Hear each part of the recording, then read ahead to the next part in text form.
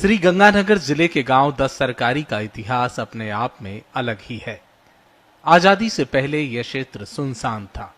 बताते हैं कि मोहम्मद खां नाम के पशुपालक ने यहां अपनी ढाणी बनाई थी, इसलिए राहगीर इसे मोहम्मदे वाली ढाणी के नाम से जानते थे। बाद में मोहम्मद खां के परिवार के कई अन्य परिवार भी यहां आकर बस गए। आजादी के समय यहां निवास कर रहे परिवारों में कुछ पाकिस्तान तो कुछ अन्यत्र चले गए। ये स्थान फिर से वीरान हो गया था। कुछ समय की शांति होने के बाद मोहम्मदे का परिवार फिर से यहां आकर रहने लगा।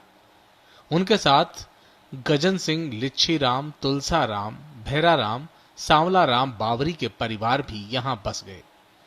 गंग कैनाल की वितरिका के चक 9 जीबी के नजदीक होने और रेतीला होने के कारण इसे चक 10 बरानी कहा जाने लगा।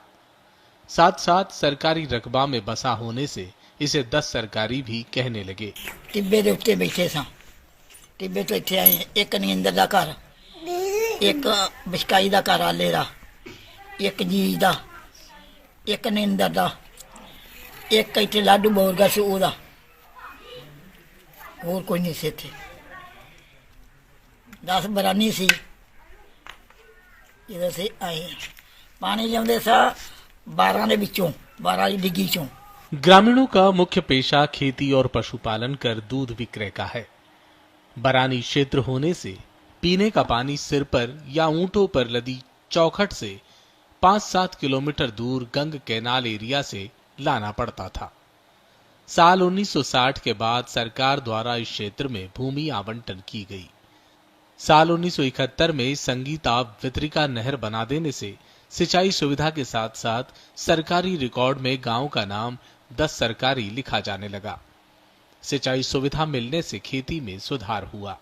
साल 1979 के बाद कई क्षेत्रों से आकर लोगों ने यहां बसना शुरू कर दिया, जिससे आबादी में तेजी से विस्तार हुआ। एक ढाणी से शुरू हुआ यह गांव अब 650 घरों का छोटा कस्बा हो गया है।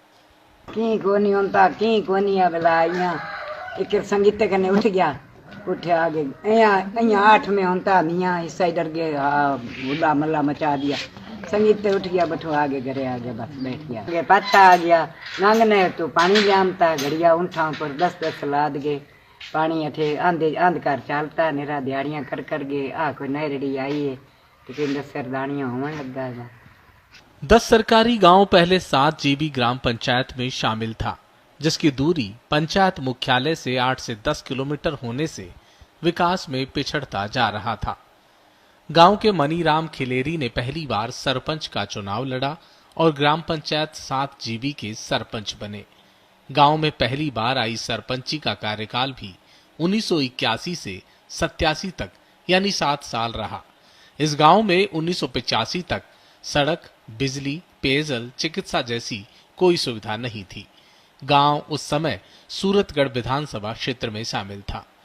परेशान ग्रामीणों ने 1985 के विधानसभा चुनाव के बहिष्कार की घोषणा कर दी। गांव के बाहरी छोर पर काले झंडे लगाकर प्रत्याशियों के गांव में वोट मांगने आने पर रोक लगा दी। मतदान के दिन मात्र 4-5 मतदाताओं के अलावा किसी ने वोट नहीं डाला।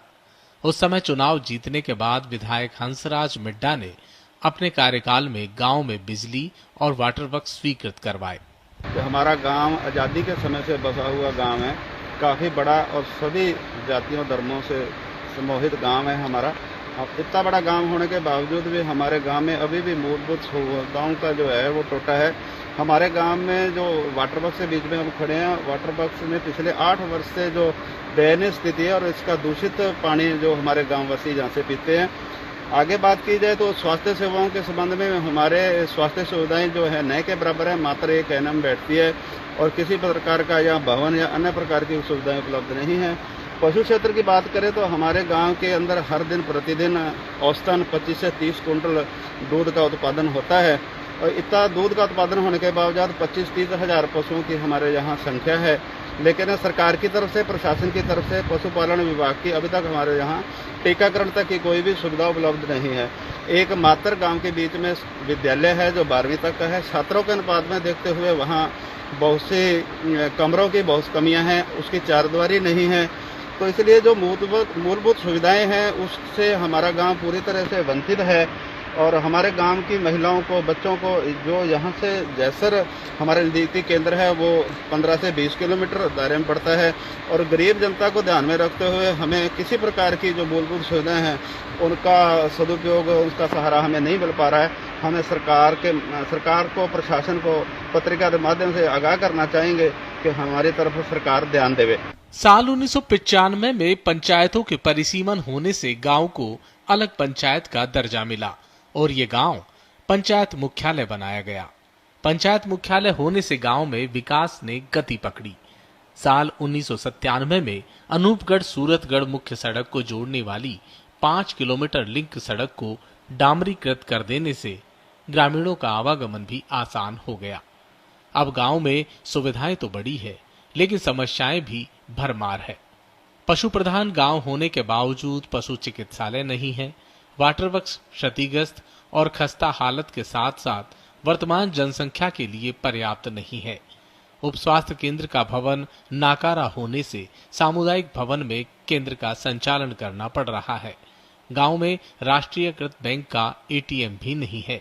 हमारा गांव आज़ादी के वर्षों से बसा हुआ गांव है, जिसमें सभी धर्मों के लोग रहते हैं, लेकिन हमारे गांव की जो मूलभूत सुविधाएं हैं उनका काफ़ी अभाव है। जैसे वाटर वर्क्स के अंदर ये जीएलआर है, इसके अंदर डायरेक्ट पानी है, छत नहीं है, ये डायरेक्ट गिर रहा है, इसमें कोई भी दुर्घटना घट सकती है। राजकीय उच्च माध्यमिक विद्यालय जिसमें बच्चियों की संख्या 300 से ज़्यादा है, बच्चे 600 हैं टोटल, जिनमें से एससी कास्ट के सबसे ज़्यादा बच्चे पढ़ रहे हैं, लेकिन कमरों की संख्या बहुत ही कम है, जिसमें 5-6 क्लासें बाहर बैठ रही हैं। राजकीय उप स्वास्थ्य केंद्र है, उसके अंदर बैठने के लिए एएनएम और मरीजों के लिए कोई सुविधा नहीं है और बुरा हाल है यहाँ गांव में। हालांकि गांव में राजकीय उच्च माध्यमिक विद्यालय है, लेकिन बोर्ड कक्षाओं के लिए परीक्षा केंद्र नहीं होने से विद्यार्थियों को परेशानी होती है। अलग से बालिका विद्यालय नहीं होने से बालिकाओं की शिक्षा पर विपरीत प्रभाव पड़ रहा है। खेल मैदान का अभाव है। गलियों में पानी निकासी और सफाई की व्यवस्था नहीं होने से ग्रामीणों को परेशानी का सामना करना पड़ता है।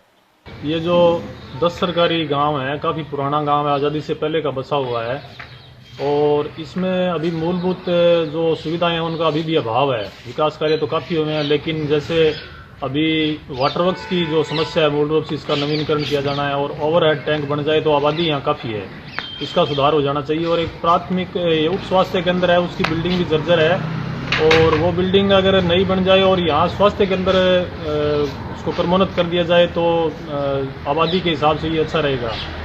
और तीसरी यहाँ समस्या है कि यहाँ पशुधन काफ़ी संख्या में है, तो यहाँ एक पशु चिकित्सालय भी स्वीकृत होना चाहिए। हमारी तो मुख्य मांग यही है। और गांव का विकास अभी भी बहुत होना है, जो कि निर्भर है जनप्रतिनिधियों पे कि वो कैसी ग्राम पंचायत पे करते हैं। इसमें गांव 10 सरकारी के लोगों में सांप्रदायिक सद्भावना और आपसी भाईचारा है। सभी ग्रामीण शादी समारोह और धार्मिक आयोजनों में बिना किसी भेदभाव के शरीक होते हैं। गांव से आधा दर्जन से अधिक युवा सेना में हैं। गांव में रोजमर्रा के सामान की दुकानों के अलावा लघु उद्योग, डेयरी, बिल्डिंग मटेरियल की दुकानें भी हैं।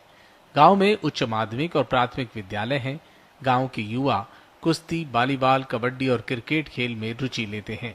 श्रीगंगानगर के चक 10 सरकारी से सुभाष बिश्नोई की रिपोर्ट, पत्रिका टीवी राजस्थान।